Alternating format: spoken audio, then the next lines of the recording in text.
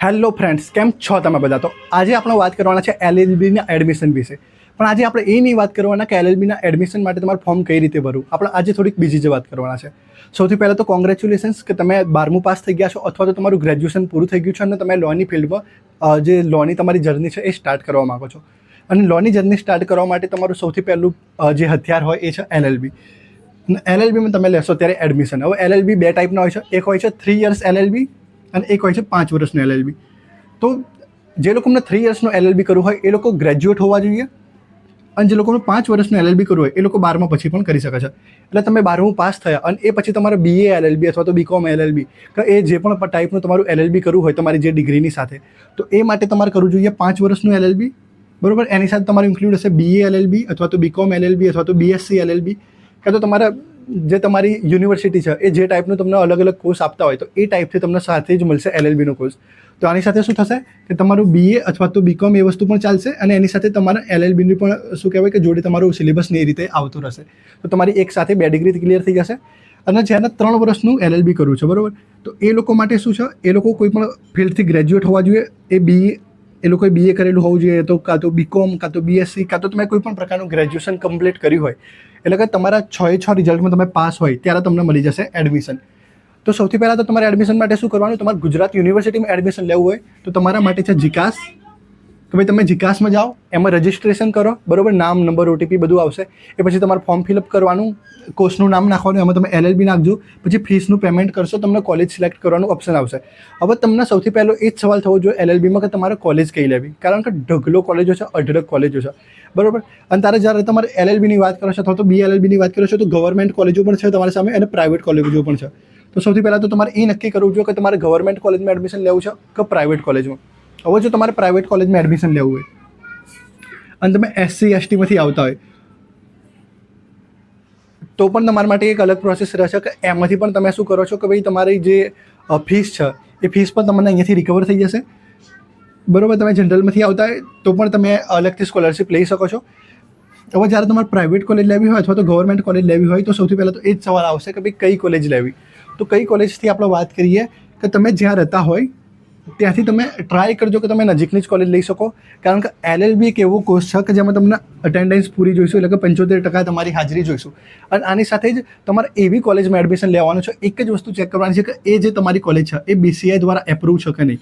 કારણ કે end of the time તમે એલએલબી શું કરવા કરો છો, એલએલબી તમે કરો છો એડવોકેટ બનવા માટે, કાં તો તમે એવું કંઈક કામ કરવા માંગો છો કે જે એડવોકેટની લાઇનથી કનેક્ટેડ હોય, જેમ કે તમારે જજ બનવું છે અથવા તો તમારે ફાઇનાન્સ સેક્ટરમાં જવું છે, બરાબર, અથવા તો તમારે કોઈ કોર્પોરેટ સેક્ટરમાં જવું છે. તો આવા ટાઈપમાં પણ તમારે જવું હોય તો પણ તમારે એડવોકેટ તો બનેલા હોવા જોઈએ, બરાબર. તો એ માટે તમારે એવી જ કોલેજ લેવી જોઈએ કે જે બીસીઆઈથી એપ્રૂવ થયેલી હોય.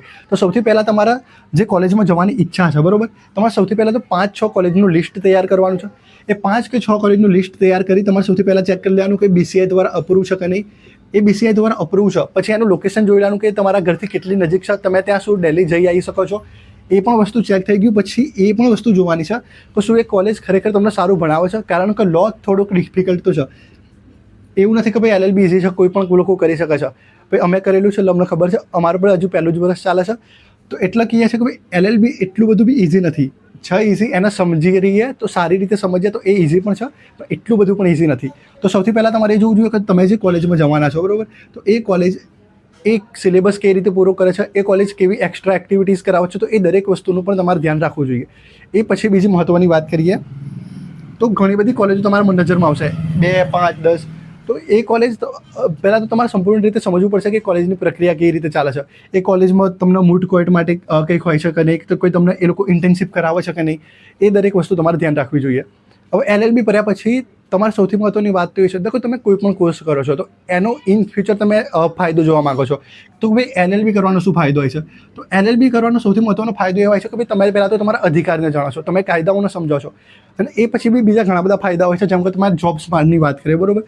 તો એક તો હોય છે ગવર્મેન્ટ જોબ્સ, એક હોય છે પ્રાઇવેટ અને એક હોય છે કે તમે તમારી જાતે કામ કરો. તો આપણે આ વિશે એક વિડીયો બનાવેલો છે, તો એ આની ડિસ્ક્રિપ્શનમાં મૂકી દઈશ, તો એ તમે જોઈ લેજો. તો તમને એની પણ ક્લિયરિટી મળશે કે તમારે એલએલબીમાં શું કરવું છે પાછળ ચાલીને. તમારે જજ બનવું છે કાં તો તમારે આર્મીમાં બી જવું છે તો બી એલએલબી તમારા માટે બહુ સારી વસ્તુ છે, કારણ કે તમે જેગ નામની એક પરીક્ષા આવે છે, જજ જજની જે ઓફિસર હોય છે કે ભાઈ જે આર્મીના જજ હોય છે એમાં પણ તમે જઈ શકો છો. આ સિવાય પણ બીજી ઘણી બધી નોકરીઓ હોય છે. ભાઈ ગવર્મેન્ટની વાત કરીએ તો તમે જજ બની શકો છો અથવા તો પબ્લિક પ્રોસિક્યુટર્સ બની શકો છો. પ્રાઇવેટ સેક્ટરની વાત કરીએ IBPSની આવે છે જોબ, અથવા તો બેંક સેક્ટરમાં પણ જે એડવોકેટ્સ છે એમની વેકેન્સીસ નીકળતી હોય છે. તો આમ ઘણી બધી જગ્યાઓ છે. તો એ માટે તમે આપણો એક વિડીયો છે એ જોઈ લેજો. બાકી બીજી મહત્ત્વની વાત કરીએ તો આપણું એક વોટ્સઅપ ગ્રુપ છે ગ્રોમોર નામનું, તો એ તમે એડ થઈ જશો. ડિસ્ક્રિપ્શનમાં લિંક મૂકી દઈશું. તો એ તમને કોઈ પણ પ્રકારની ક્વેશ્ચન હોય તો તમે પૂછી શકો છો, અથવા તો મને પર્સનલી પણ મેસેજ કરી શકો છો, અથવા તો આ વિડીયોના કમેન્ટમાં પૂછી શકો છો.